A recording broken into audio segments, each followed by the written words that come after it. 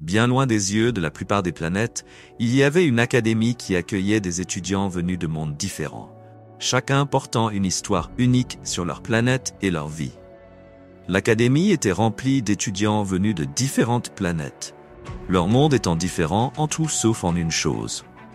Chacun d'eux portait un rêve unique, apprendre et découvrir. Dans cette académie, il y avait un professeur nommé Maître Garros, un enseignant sage avec un esprit ouvert. Il était en mission difficile, chargé de guider un groupe d'étudiants qui étaient divers à tous égards. Ces étudiants venaient de multiples mondes, chacun apportant une culture et une manière de vivre différentes. Cette diversité culturelle et les différences entre les étudiants représentaient l'un des plus grands défis pour Garros. L'académie était habitée par de nombreuses créatures étranges, allant des oiseaux volants aux ailes dorées aux créatures vivant sous l'eau, chacune ayant un mode de vie inconnu des humains. Garros savait que l'interaction entre ces étudiants prendrait du temps, car les êtres venant de différents mondes devaient se comprendre avant de pouvoir coexister dans un environnement d'apprentissage. Cependant, les choses n'étaient pas toujours simples. Alors que les étudiants apprenaient à interagir les uns avec les autres, certains problèmes commencèrent à émerger. L'un des plus grands problèmes concernait un nouvel étudiant qui venait de rejoindre l'académie, nommé Elian. Elian venait de la Terre, une planète que les autres de l'académie considéraient avec mystère et scepticisme. La Terre était souvent appelée la planète de la mort, en raison des conditions difficiles que ses habitants affrontaient à la surface. Et les étudiants des autres mondes croyaient que la vie y était presque impossible. Les problèmes commencèrent lorsque Garros remarqua qu'Elian avait du mal à gérer la solitude et l'isolement à l'académie. Malgré ses tentatives répétées d'intégrer ses camarades, les étudiants des autres mondes ne pouvaient pas le comprendre. Ils le voyaient comme complètement différent et la culture de la Terre était quelque chose qu'ils ne pouvaient pas imaginer. Elian passait la plupart de son temps libre seul, isolé dans un coin tranquille de l'académie. Garros ne voulait pas qu'un étudiant se sente seul, surtout dans un environnement éducatif multiculturel. Il décida donc d'aider Elian à interagir avec ses camarades par le biais d'une tâche éducative spéciale. Il assigna à chaque étudiant une tâche liée à leur monde, où ils devaient préparer un rapport décrivant leur planète, en se concentrant sur les défis de la vie là-bas et les secrets de leur monde. Le lendemain, Garros annonça la nouvelle mission. Il leur dit « Dans 3 semaines, je vais demander à chacun de vous de présenter un rapport sur votre planète. Et vous devez vous concentrer sur les défis auxquels vous êtes confrontés dans votre vie quotidienne. Ces défis peuvent être naturels, comme des catastrophes environnementales, ou des prédateurs, ou même des problèmes culturels et sociaux. L'objectif est de mieux nous connaître. » Cette annonce suscita un grand intérêt parmi les étudiants, mais Elian se sentit anxieux. Il savait que présenter un rapport sur la Terre serait extrêmement difficile. Il sentait que la plupart de ses camarades ne savaient rien de la Terre, à l'exception du fait que c'était une planète dangereuse.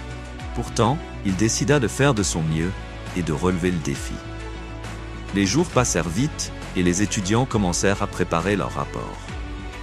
Certains expliquèrent les monstres vivant sur leur planète comme des créatures aux ailes massives qui pouvaient voler, tandis que d'autres parlaient des tremblements volcaniques qui détruisaient leur colonie.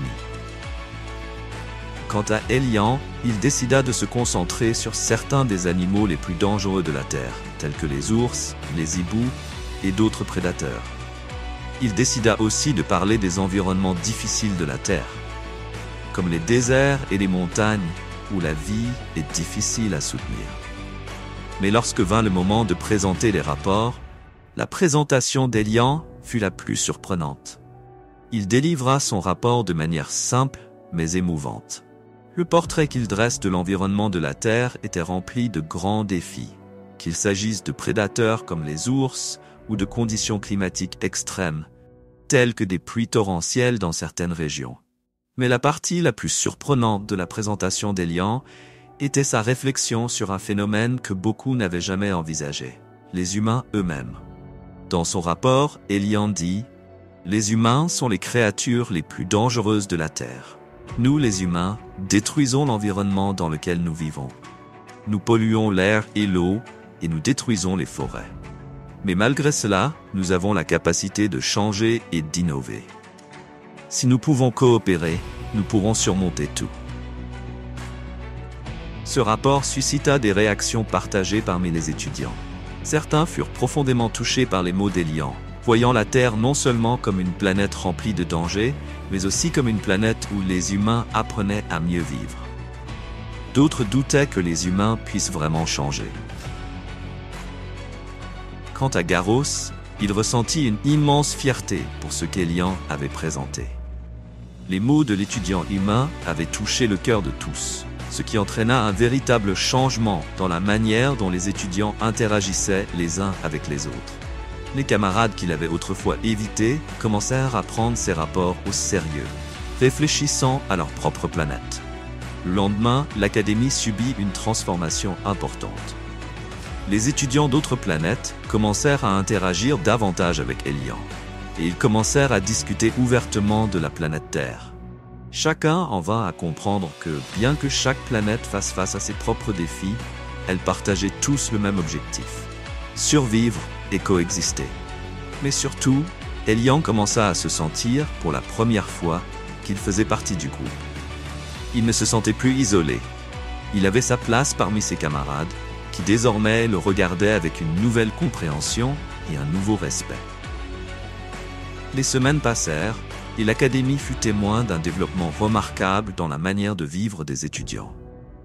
Garros, le sage professeur, était extrêmement heureux des progrès réalisés par ses étudiants. La diversité culturelle et les défis qu'ils avaient rencontrés avaient contribué à renforcer l'esprit de coopération des étudiants. L'académie était devenue un environnement plus harmonieux, et tout le monde se rendit compte que les différences culturelles n'étaient pas des obstacles, mais des occasions d'élargir leurs connaissances et leur compréhension. Avec ces changements, de nouveaux défis commencèrent à surgir. Il était difficile d'imaginer qu'un événement inattendu puisse se produire dans l'académie, mais un jour, alors que tout le monde était absorbé dans ses études, un rapport surprenant arriva. Une planète voisine faisait face à une grave crise environnementale qui risquait de mettre fin à la vie de ses habitants. Cette planète, nommée Zyros, était riche en forêts denses et en vastes lacs, mais elle souffrait d'un phénomène étrange qui menaçait de détruire son écosystème. Les habitants de Zyros dépendaient largement des forêts et des rivières profondes pour leur subsistance.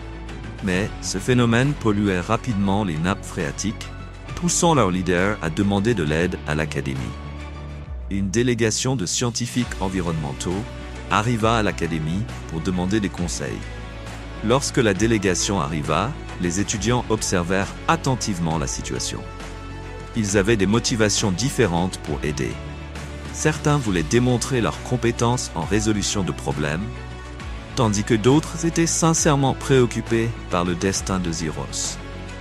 Cependant, tout le monde savait que résoudre ce problème ne serait pas facile. Après avoir écouté les scientifiques de Zyros, Garros décida d'assigner à ses étudiants une nouvelle mission. Il dit : « Chers étudiants, nous avons atteint un point critique. Ce n'est pas seulement la science de l'environnement qui peut résoudre ce problème, mais aussi la capacité de collaborer entre nos différents mondes. Nous organiserons des ateliers pour développer des solutions durables pour aider la planète Zyros. Mais gardez à l'esprit que ce problème ne concerne pas seulement la science, mais aussi la culture. Comment pouvons-nous apprendre de chaque monde pour résoudre cette crise ? » Les étudiants écoutèrent attentivement. C'était un nouveau défi, car ils devaient travailler ensemble et appliquer ce qu'ils avaient appris à l'académie. Cependant, il y avait un autre problème. Tous les étudiants n'étaient pas familiers avec la façon de gérer de telles crises majeures. L'académie s'était concentrée sur l'enseignement des fondamentaux scientifiques et de la pensée critique, mais elle ne les avait pas équipés des outils pour faire face à de tels enjeux. Mais Garros avait un plan. Il décida de demander à chaque étudiant de travailler en équipe avec des étudiants d'autres mondes. L'objectif était de promouvoir la collaboration entre des cultures diverses. Ainsi, chaque étudiant serait tenu d'interagir avec d'autres de cultures différentes, ce qui conduirait à des solutions diversifiées et à une variété de perspectives. La première équipe consistait en un étudiant de la planète Zyros, un étudiant de la planète Ecos et un étudiant de la planète Earth. Chacun avait un rôle spécifique à jouer. Le représentant de Zyros était responsable de la collecte des données concernant le phénomène. L'étudiant d'Ecos se concentrait sur la conception de solutions scientifiques pour éliminer la pollution, et Elian, de la Terre, travaillait sur l'étude des comportements humains et sur la manière dont les communautés pouvaient collaborer pour aider à sauver Zyros.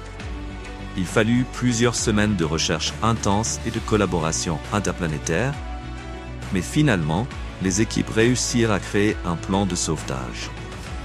Zyros serait sauvé grâce à l'engagement de chaque culture, chaque planète et chaque espèce.